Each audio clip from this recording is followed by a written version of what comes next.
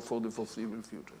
ISIS is not our business for the time being.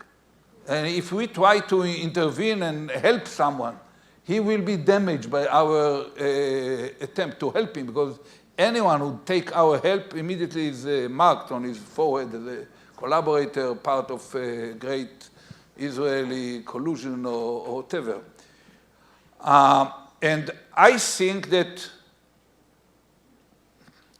it's a threat to the whole world, ISIS. It's a threat to Jordan, to Saudi Arabia, to Egypt, to Turkey, in a more relevant way than it is a threat to Israel.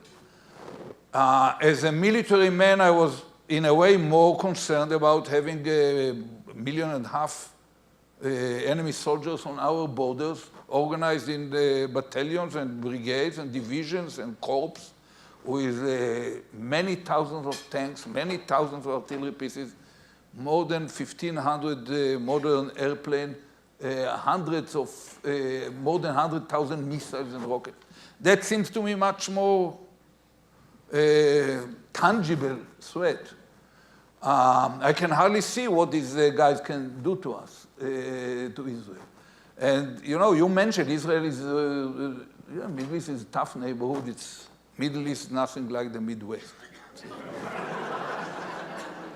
I always used to joke with the American president that we told him, we really envy you. We so deeply wished to have the Canadians as our neighbors, and you got them. But, a person cannot choose his parents, and a nation cannot choose its neighbors. They are whoever they are. You have to settle with them.